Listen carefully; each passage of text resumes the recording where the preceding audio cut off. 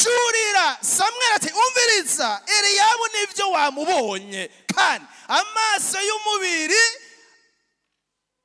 akwereka by'ukuri urabona ko abereye kuba umwami ariko ivyo jewe sivyo ndaba je ngomba mbandanye kuraba mu mutima maze imisi ndaba imbere mu mitima y'aba bahungu ba Isayi hariwo nabonye afise umutima umeze nkuko jewe ngomba uno musaraza kumenyekana uyo siwe sinamushimye gushimwa niki gushimwa niki n'Imana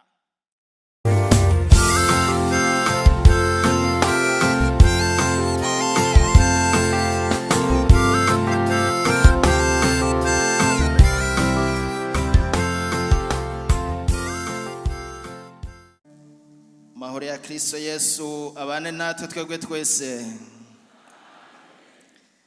nuko Imana irakoze maze kutunezereza muri byinshi tumaze kumva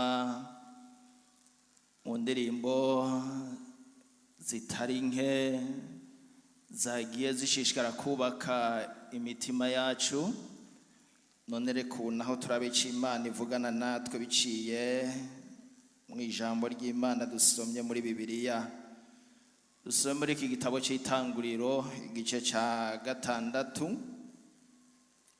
Tanguriro igice cya 6 turahera ku murongo wa mbere turashitsa hariya imbere gatoyi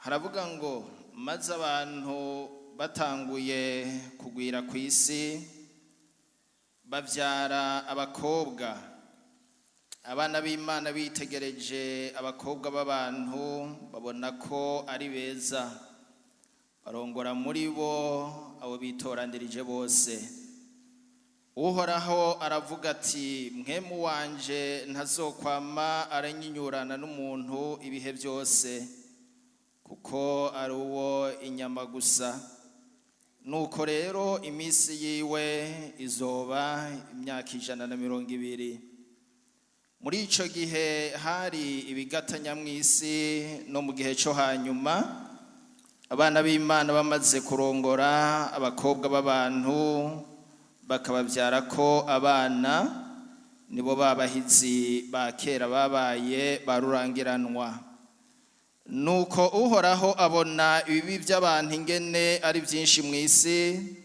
kandi ko ivyiyumviro by'imitima yabo byamugoreye gukora ibibi gusa na ntaryo Uhoraho Imana yishuza ico yaremeye abantu mw'isi bimutera intuntu mu mutima Uhoraho aravuga ati abantu naremye nzobamara mw'isi uhereye ku muntu igikoko icikwega n'ikiguruka mu kirere kuko nicujije ico nabiremeye 8 ariko Nowa we Uhoraho agirante aramushima twongere ko n'aya majambo y'Imana dusoma muri iki cete ca mbere Paulo yandikira ishengero ry'Ikorinto mu gice c'10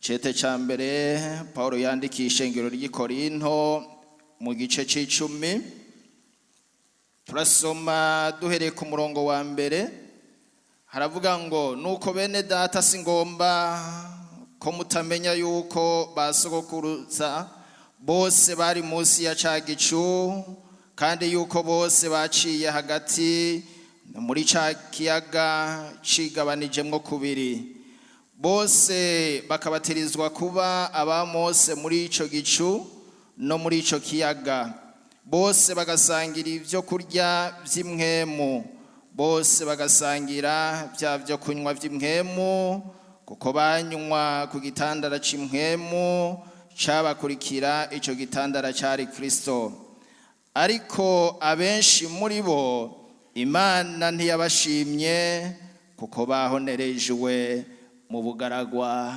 Imana idufashe cyane. N'aya majambo y'Imana tumaze gusoma hano tugiye gusangira nk'uko tumaze kubona muri iki gitabo cy'itanguriro amajambo tuhasomye kuri uriya murongo w'8 havuze ngo ariko Nowa we Uhoraho aramushima. Ariko Nowa we Uhoraho aramushima. Gushimwa kwa Nowa kwarinze kwatugwa n'Imana mu gihe hari habayeho bijya byose twasomye mu mirongo itangura. Icambere Bibiliya yatubwiye ngo ico gihe mw'isi bantu bari batanguye kugwira. Ivyigwira rero ry'abantu si vy'uyu musi, biravana naho ibihe bigeze, ariko n'ico gihe naco nyene Bibiliya iravuga ko abantu bari batanguye kugwira ku isi. Ica kabiri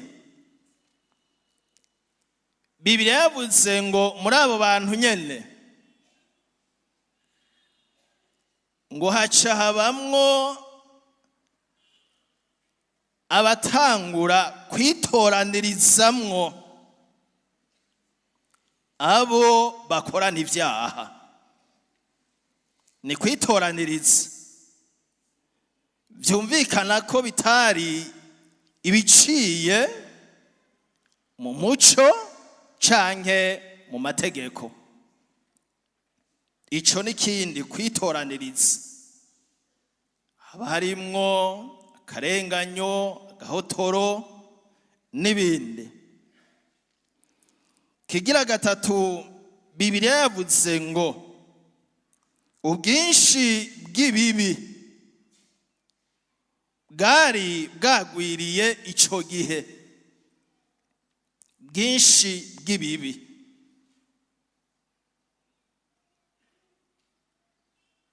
Hari iciza hakongera hakabaho n'ikibi. Iyo ibyiza bigwiriye Imana iranezerwa. Amen. Kandi n'abantu nabo nyene bagira umugisha. Ariko iyo ibibi bigwiriye twumvise ngo Imana ica yicuza.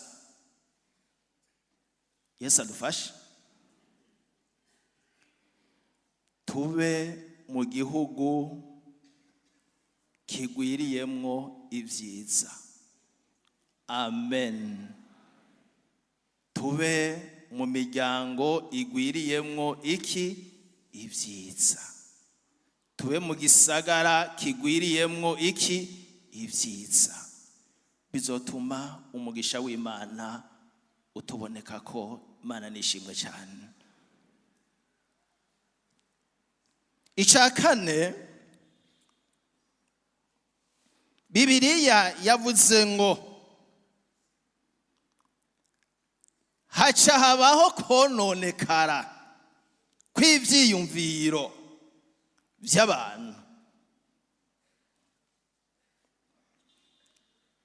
Kononekara kw'ivyiyumviro.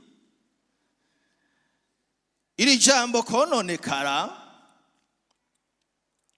iyo riserutse ahantu kw'isi, mu gihugu, mu muryango, mu buzima bw'umuntu,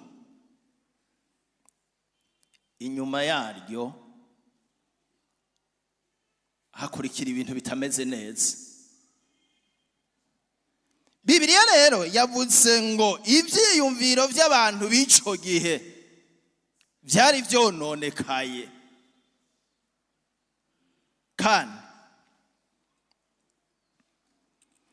namba Imana igomba kugira ico ikoze mw'isi ikoresha abantu. Amen. namba imana igomba kugira icyo ikoze mu gihugu ikoresha abantu. Namba imana igomba kugira icyo ikoze mu muryango kanaka iraza gukoresha abari muri iyo muryango.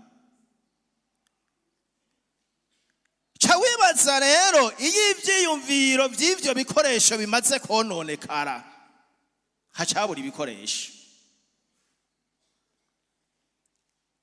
Tubeho dufise ivyiyumviro bimeze neza kugira ngo uhoraho adukoreshe. Amen. Aragomba abakozi mugabo badafise ivyiyumviro bimeze gute? Vyononekaye.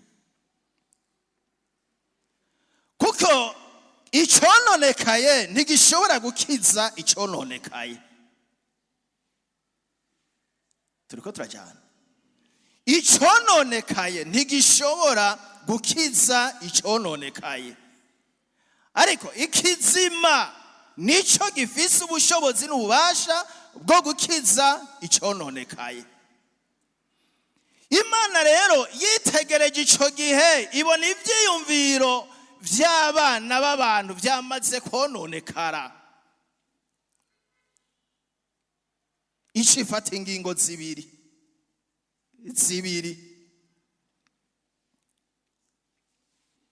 Iya mbere yari iyo guhonya abivyiyumviro bimeze gute? Vyononekaye.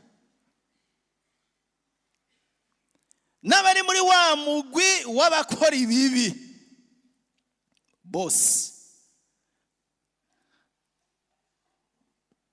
Ingingo igira kabiri. Harya amasigarira yamabaho. Amen. Kandi ku Mana nta gitigira gito kibaho. Ingingo igira kabiri yari yo gukiza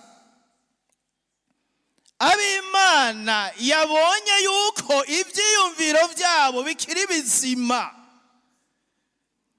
impwemu zabo zikiri nzima, ubugingo bwabo bukiri buzima. Ndagufitiye iganuko uyu munsi. Irya mbere niryo umuntu ari mu mugwi w'abantu bashobora kuranduka kubw'ingeso mbi barimwo. N'aba bantu ivyiyumviro vyononekaye uhora aracavyagiye ku ntebe y'imbabazi.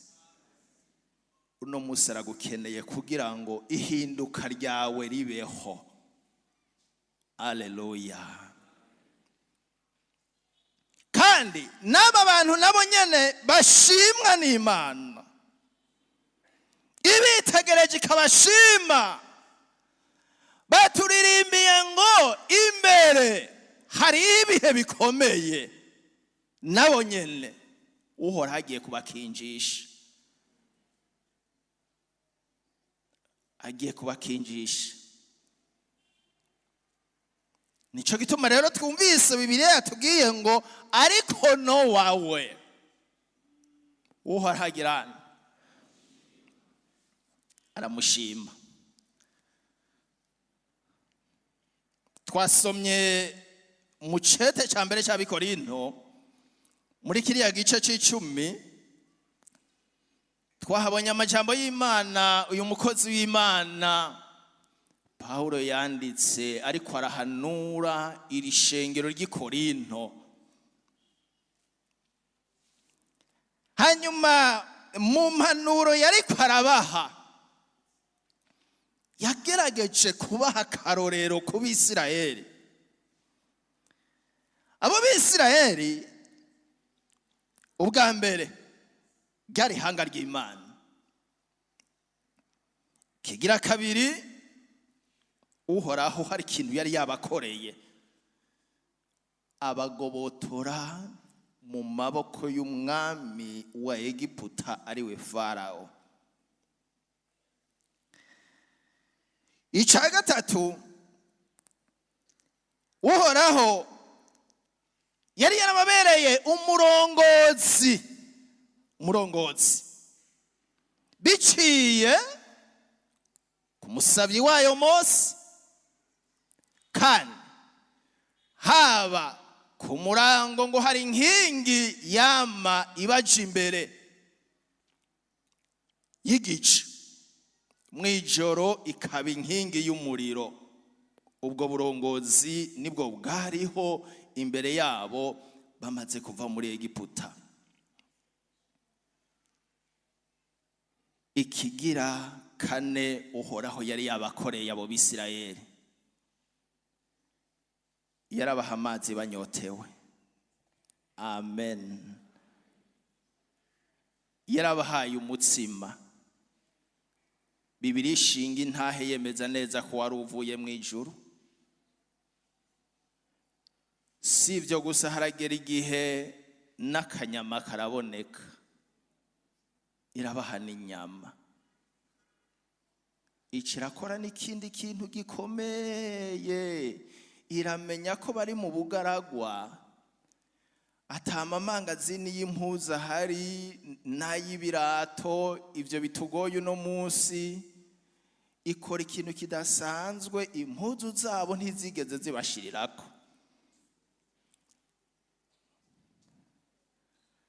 N'ibirato ngo ntibyigeze bihera. Erega baragenda, ntibaguma bicaye canke baryamye. Bana ni nziza. Ikirato kimwe, ufise bibiri vyagumye ari ivyo, ufise bitatu yajanye vyagumye ari ivyo, impuzu zagumye ari izo nyene. Mugabo ibanga ryarimwo, Imana ihagarika gushira kwavyo, guhera kwavyo. Amen.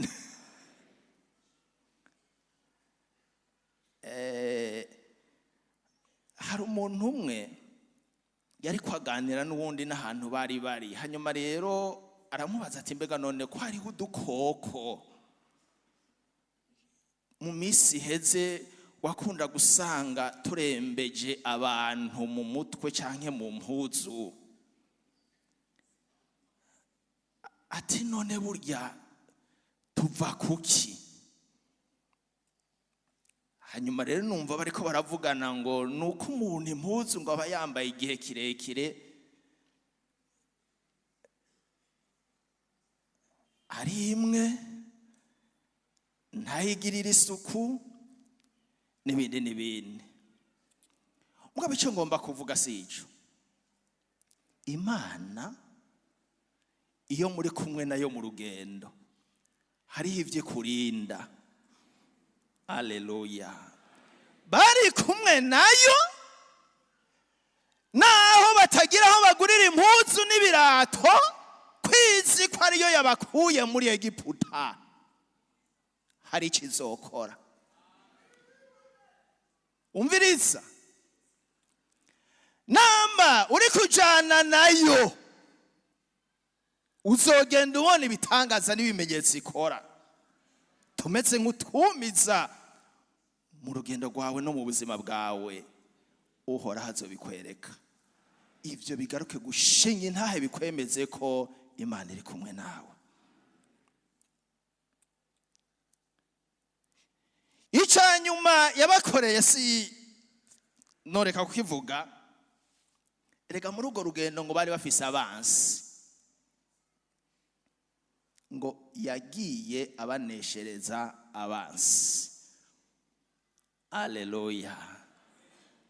Ariko rero ijambo rigumye twasomye hepfo ryavuze ngo,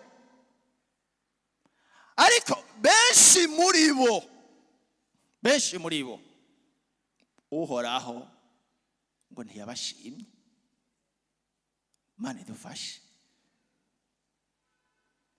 Niri jambo rero uno musi uhoraho yashimye ko dusangira, rivuga ngo gushimwa n'Imana. Amen. Gushimwa n'Imana. Gushimwa n'Imana. wewe nk'ikiremwa muntu urafise canke hariho gushimwa n'abantu, gushimwa n'abantu.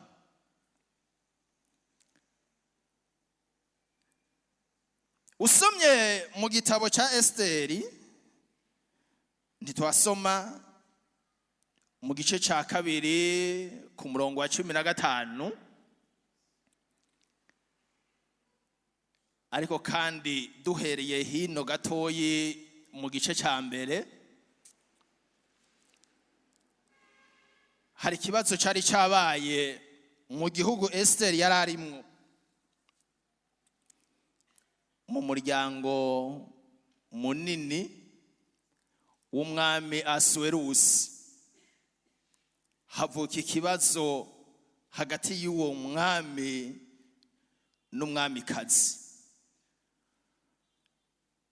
Hanyuma rero ivyo vyatumye uyu mwamikazi akugwa muri ico kibanza cyo kuba umwamikazi. Duciye hagufi,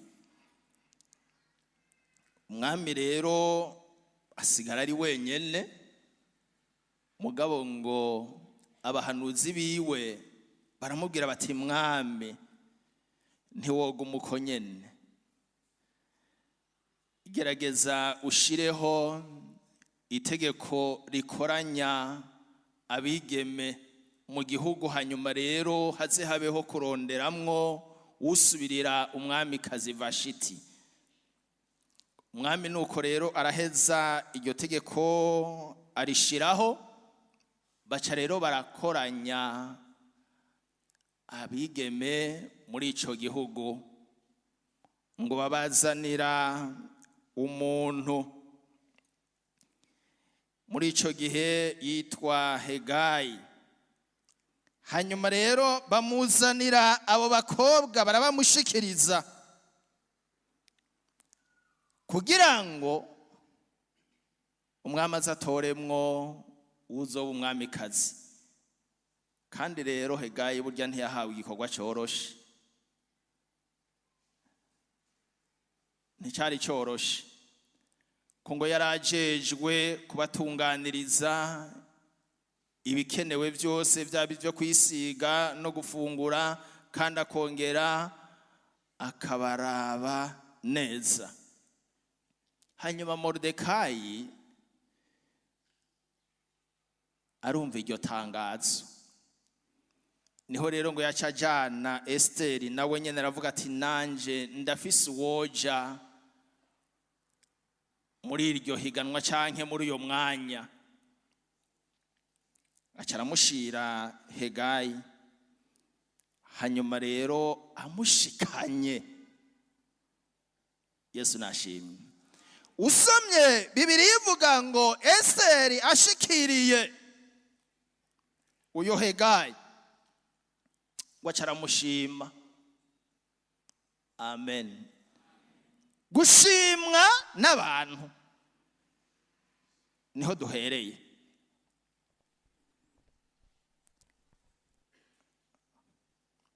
Umviriza, amaze kumushima, ikintu cya mbere yaciye amukorera, yavuze ati umviriza rero, ko ngushimye mu bandi bigeme bose banzaniye hano, akira ibyo uzohora wisiga. Arabimuhereza kubera yagize nte, yamushimye. Turiko turajana, ico ni kimwe. Ikigira kabiri, yongera aragenda amuronderera ibifungurwa vyiza vyiza vyiza vyiza, arabimuzanira ati wewe, abandi bose nibafungura ivyo bafungura, wewe uzohora ufungura ibi. Akira, abimuha kuko yagize nte, yamushimye. Si ibyo gusa, aramwitegereza ati ibyo ari byo byose ntiwoguma wenyene. Acagenda muri ba bigeme bamuzanira, atoramwo abigeme ndwi. Amen. None umva adatanguye hajya abarundi niba bavuze ngo intango y'ubuhanza ni iki? N'amasoso. None ntumva ko atanguye kuba umwamikazi. Indwi arabamuzanira ati aba nibagucungere. Yesu ashimwe cyane. Abamuhaye kuko yagize yamushimye. Si ibyo gusa, abandi bose barashobora kuba bakoranira mu cyumba rusangi. Mugabo avuga ati ibyo ari byo byose umuntu afise abantu ndwi bamushigikiye ntiyoja gucumbana n'abandi. Acagenda muronderera ikibanza ciwiwe ati wewe utegerezwa kubaha n'abo ndwi. Ivyo bimukorera kuko yagize yamushimye. Amen. Umviriza, ubwa mbere yashimwa na Moridekayi, muhava muvuga muti uyo yaramarasamwe.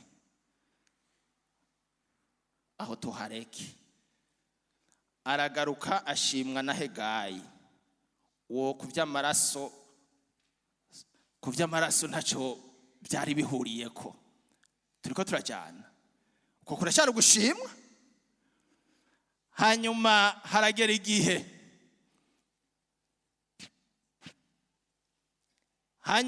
igihe cy'uko ajanwa rero imbere y'umwami.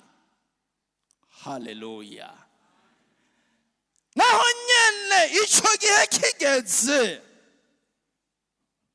Hasuwerusi abonye Esiteri arengutse, kandi usomye umunsi wiwe wo kurenguka imbere y'umwami ntiyigeze yisiga ikintu na kimwe muri bya bindi byose ngo byari byaragerewe abigeme. Mugabo ngo akirenguka gusa imbere y'umwami amutunga inkoni. Haleluya. Nawe nyene aramushima ati uhereye none wombera umwamikazi. Gushimwa n'abantu birafise icyo bitanga mu buzima. Mugabo umuntu ategereza kuraba ati mbega none kugira ngo nshimwe n'abantu vyova kuki? Umviriza, hariho umuntu ashima unywa itabi kuko nawe arinywa. Hariho umuntu ashima unywa ibiboreza kuko nawe agira ante. Hariho ushima, reka ngarukirize ngaho, zurashirako nawe. Hariho umuntu ashima mugenzi we kubera bahuriye kuri kamere kanaka ati urya ameze nk'uko meze.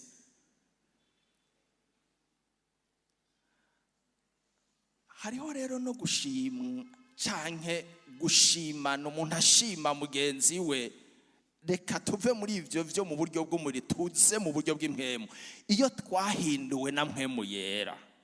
Haleluya. Zirya ngabire za mpwemu yera zimaze kutubamwo, twavutse ubwa kabiri turi vyaremwe bisha. Ingabire ya mpwemu yera iyikurimwo n'uwundi ikamubamwo, ugasanga abo bantu rero habayeho kwiyumvanamwo, ugasanga umuntu arashimye mugenzi we. Uko gushimana no kwigiciro. Haleluya. Uzo gushima agushimye muri ubwo buryo, ivyanyu bizoba mw'Imana. Ariko uzo gushima agushimiye kuri kamere mbi ya vya bindi twumva hariya mw'itanguriro, kugwira kw'ibibi, kononekara kw'ingeso mw'isi, ivyo abantu bamaze kubishimaniramwo nta mugisha bibamwo no muvumo. nuguhona. Abantu badushime, ariko badushime kubw'urukundo duhabwa na Mpwemu Yera. Abantu badushime kubw'ukwihangana duhabwa na Mpwemu Yera. Za mbuto zose 9 za Mpwemu Yera nizatugaragara ko abantu bakadushima, bizotuzanira umugisha. Yesu nashimwe cyane. Reka turengane gushimwa n'abantu, tuvuge ku gushimwa n'Imana. Kuko twumvise ngo ariko Nowa we uhora harigirana aramushima.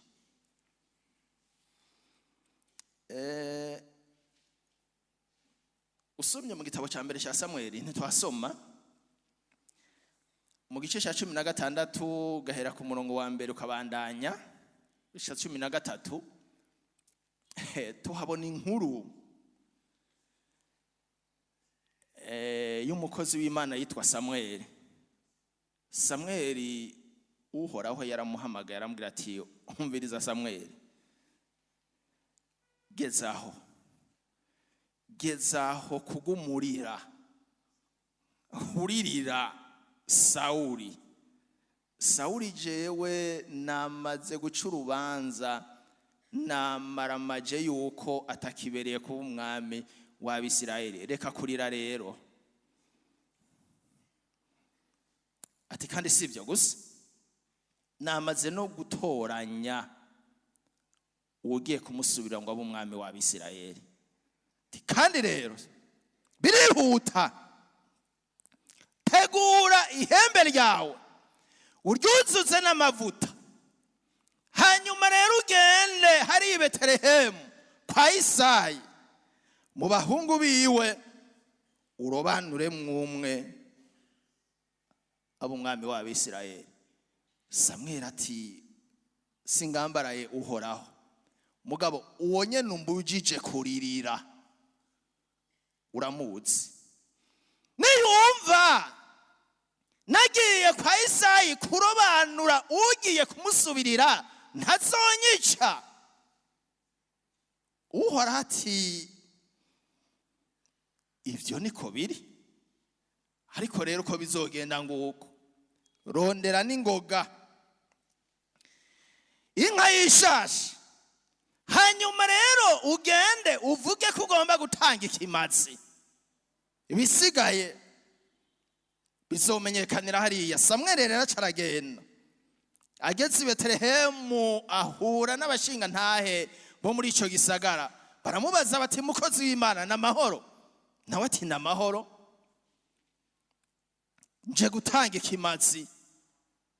Egera aca yitana Isayi n'abahungu biwe baja kuri ico kimazi. Hanyuma rero Bibiliya ivuga ngo Samweli ngo abanza yeza abo bantu bose bari kumwe, abandi nabo arababwira ati nimwiyeze. Inyuma yaho niho rero ngo yazabona muri ba bahungu bo kwa Isayi hajemwo umwe yitwa Eliyabu, kuko yarazi ico yavuganye n'iki n'Imana. Bibiliya ivuga ngo aribwira ati ivyo ari byo byose wa wundi Imana yambwiye ko ategerezwa kuba umwami w'Abisirayeli n'uyu nta kabuza. Erega yakira rya hembe ry'amavuta agomba musukeko. Mugabo uharambira ati oya suyo. Umviriza rero ndakubwire, erega jewe uhoraho sindahaba nk'uko abantu bagira gute baraba. Turiko turajyana abantu, amaso yabo n'ubuhinga bwabo birafise aho bigarukira kuraba, baraba kubiboneka. Ariko jewe uhoraho ndaba hari imbere hehe.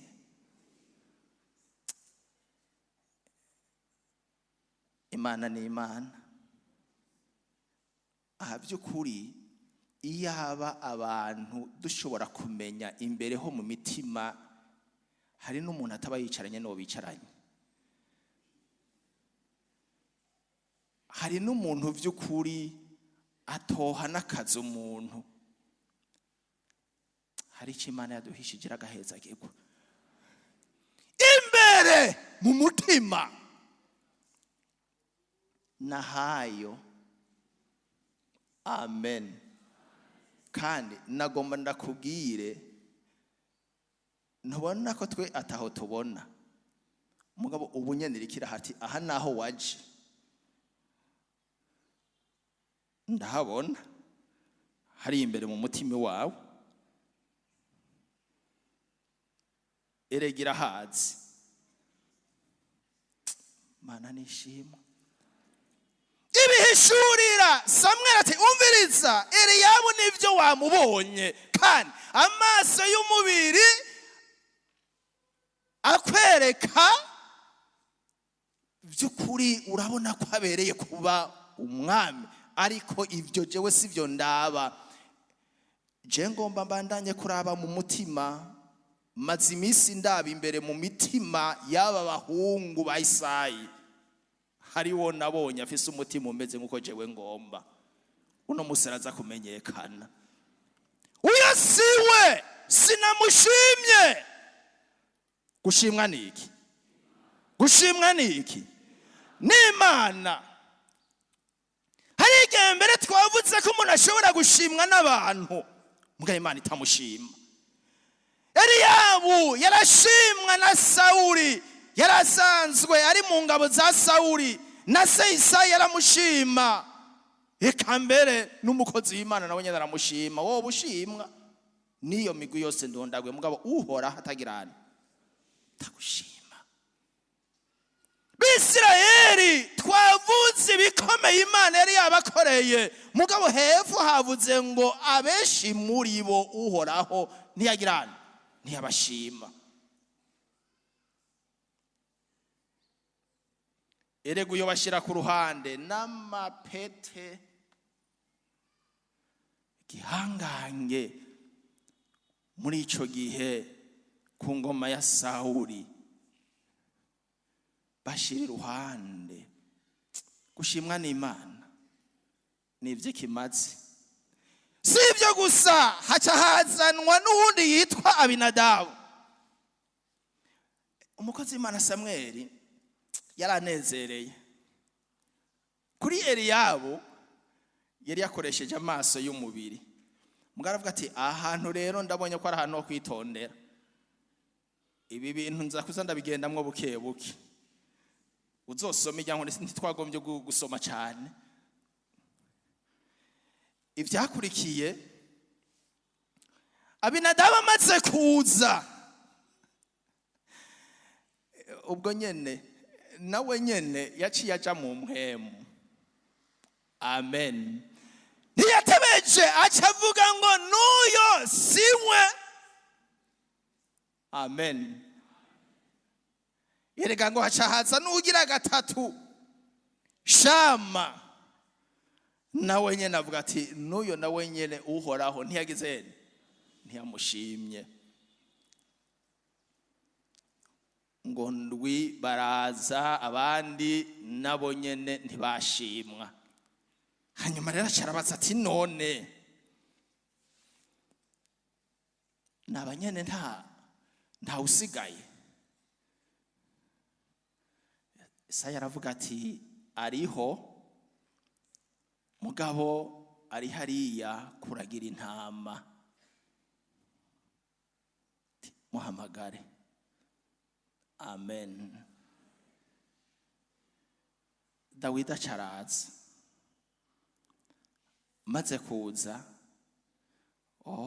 Samweli yumva Imana imubwira ngo wa wundi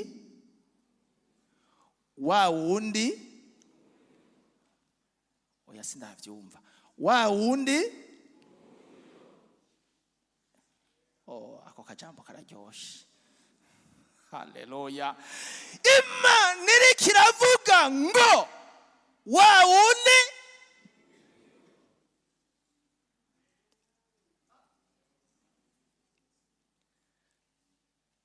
mugabo mubanze murindire. Uyo ni Dawidi. Noneho niho baho wa wundi adashimwa niki. Aha niho harimwo wa wundi nuyo adashimwa niki. Ndafisiganuke kuri wa wundi nuyo adashimwa n'Imana.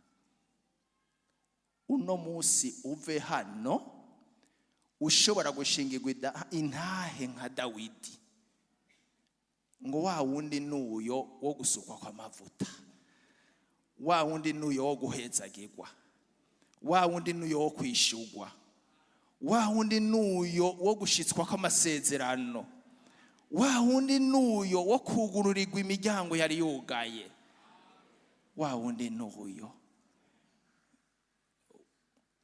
N'aya majambo y'Imana abayumvise mwese Yesu abongera umugisha.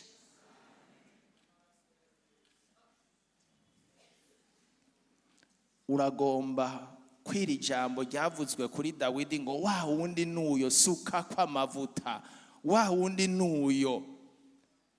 Hari icyo Imana igomba kugukorera, mugabo banza uve muri uyo mugwi wa wundi nuyo afise ivyo yononye, afise ivyo yacumuye. Ubanze urengane buke buke, uze uce bugufi, upfukame musi y'umusaraba, amaraso ya Kristo Yesu yongere akuhagire. Kandi usomye neza, abandi bose ngo babanje kwezwa, mugabo Dawidi we yaje ashika sukwa kwa mavuta. Yari asanzwe afise umutima wemerwa n'Imana, afise umutima wejejwe, ataco bapfa n'Imana. Nuko ngo araheza ararobanurwa, asukwa kwa mavuta kugira ngo abe umwami w'Abisirayeli. Nawe Imana irafise ivyo igomba kugukorera mu gihe yo bigushima. Ibituma udashobora gushimwa n'Imana birashobora kuba bihari. Umaze imisi uri mu ntambara iyi niriya, hari izo wanesheje, hari n'izakunesheje. Mu vyakunesheje ongera rero uzuti ndaje Yesu uko ndi kose, mukiza unyemere. Hanyuma rero inyuma yaho Uhoraho arafise ico agiye kugukorera, kandi aragiye kukugirira neza. Nowa ngo amaze gushimwa n'Imana, Imana imutegurira ubwato bwo kukinjishwamwo umwuzure wari uje muri ico gihe.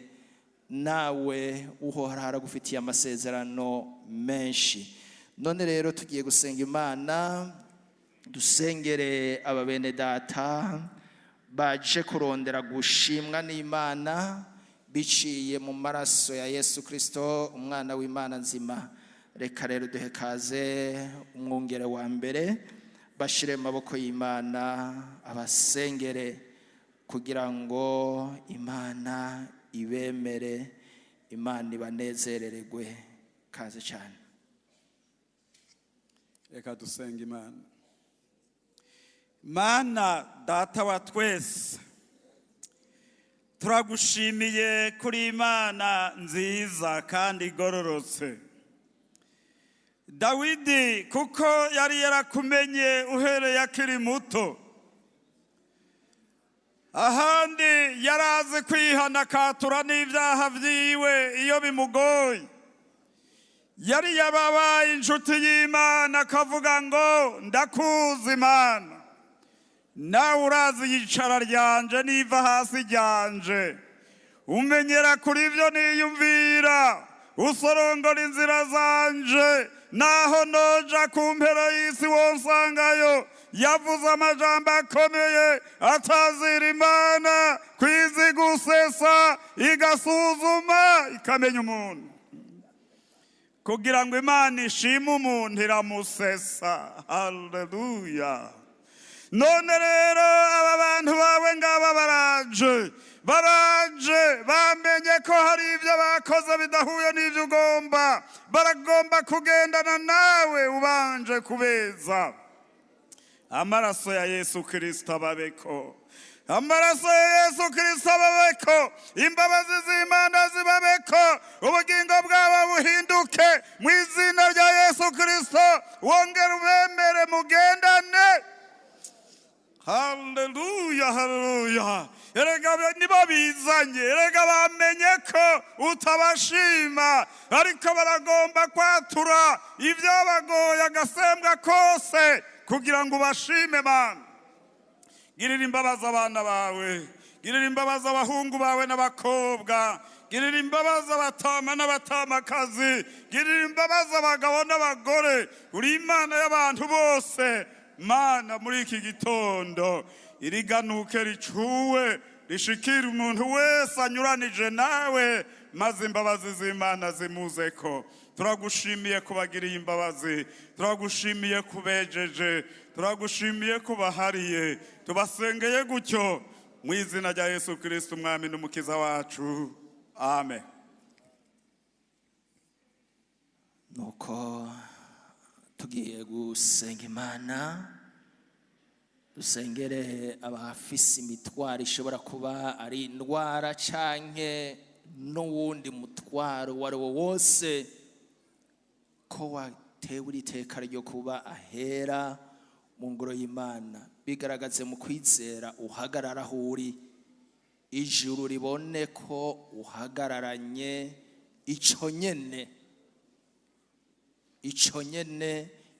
Imana twumvise ngo ibone imbere mu mitima, imbone imbere mu mitima, iragufitiye inyishu, we wizere gusa. Ico gituma rero duhe kaze hano Pastor Ndikumasabo Salvatore, bashire mu maboko y'Imana basengere. Kaze Mana ushobora vyose, Mana washoboye kuzigama Nowa naho yabayeho mu gihe kibi, waramuzigamye uramucisha mu bikomeye abivamwo amahoro, kubera ko wari wamushimye.